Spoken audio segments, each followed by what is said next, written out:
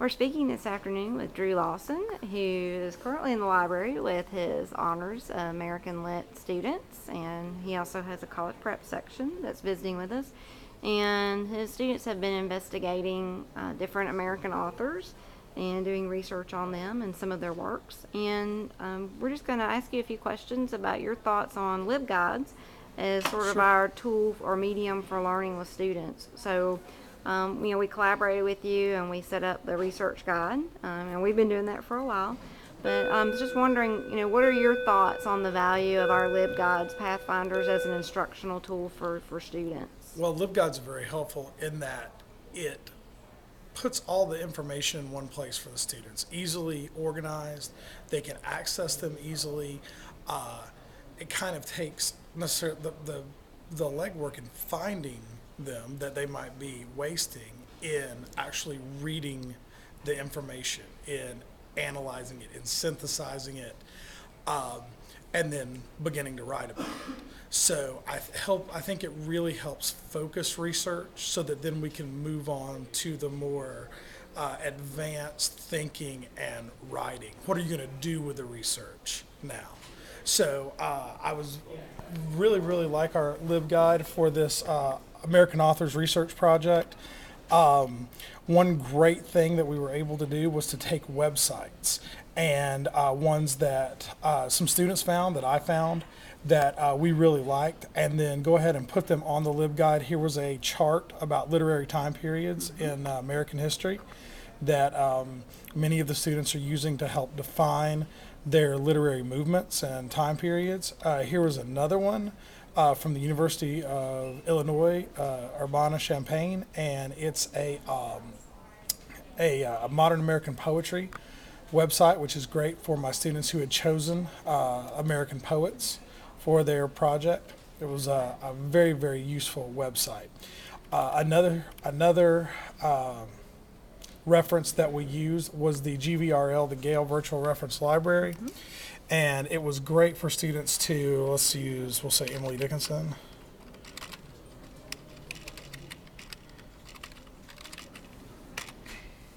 If they were searching for Emily Dickinson, wanted to find some information on her.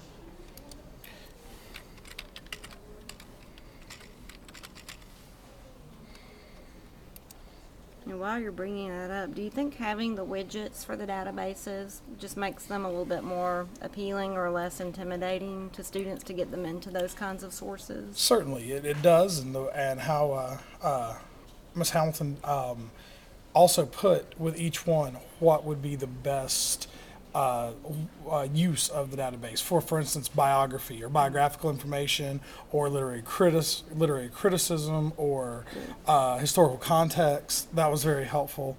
And here is many of the results for Emily Dickinson, but we have this particular Gale Contextual Encyclopedia of American Literature has a lot of biographical information on her. We have several with biography.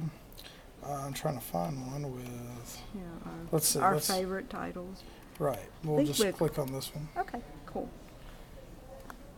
And actually, a lot of your students, I think, did like this particular title in GVRL. They did. Feminism in Literature. Certainly. We had several students wanting to talk about how their authors were situated in regards to feminism and American literature. And then they really like this, how it divides it up, and you can just click on it, and then it'll pull down to that, scroll down to that part of the page. General commentary, sources, works. There was several that had also literary criticisms built in, several criticisms, and they could read those criticisms. And it was very helpful for them to be able to find that. So the GVRL was outstanding.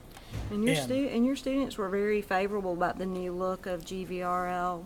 They were. It's very user friendly. It's well organized, especially when it tells right up here at the top what you can find there. Topic overview, biography. Here's an essay. Here would be an example of a literary criticism. feminism in literature and talking about her role in that. So, there's another essay here that they could use for their literary criticism section of their research project. Awesome. So, yes, it was great. Also, here's another critical essay. This one includes a critical essay, also a poem explanation. They had to explicate the poem that they chose or the short story, so that would help them if it was something maybe a little bit more difficult that kind of resists the reader, as Emily Dickinson often does. And it could help them out with that.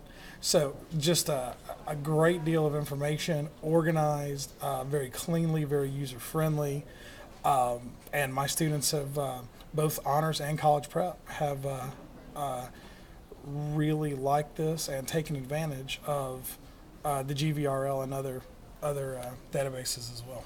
And I know a lot of your students really liked that poetry and the short stories for student ebook volumes that we have in our Gale virtual reference library. And of course we have it in print, but with the ebooks we can have all of your students in any volume at any given time.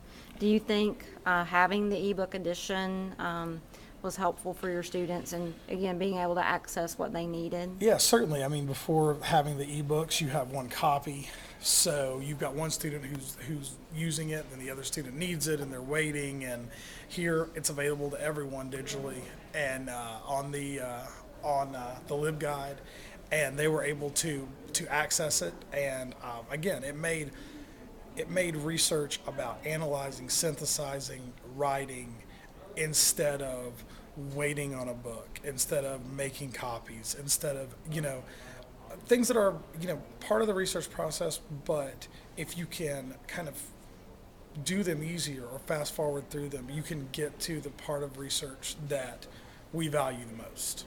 So that was great. Having the ebooks and having the LibGuide just made it so much easier and also so much more informative for my students. Well, that's very helpful to know, and certainly, we're happy that LibGuides, as well as our GVRL platform, helps the students with that kind of those searchability issues and the discovering process, and helping them have kind of that one access point to some quality information sources, as well as resources that you and the students want added. And of course, I believe we were able to get those up there within about 5 or 10 minutes of the request. And so we're very pleased that we can offer LibGuides to you and your students to be responsive to your needs as a learner. And as you said, focus on, I think, what we're all, most concerned about, and that's, synthesizing that information and then actually creating new content and infusing student thinking into that information that they're working with. Absolutely. All right. Well, we really appreciate your constructive feedback, and we're looking forward to working with you and your students on future projects. Thank you. Okay, thanks.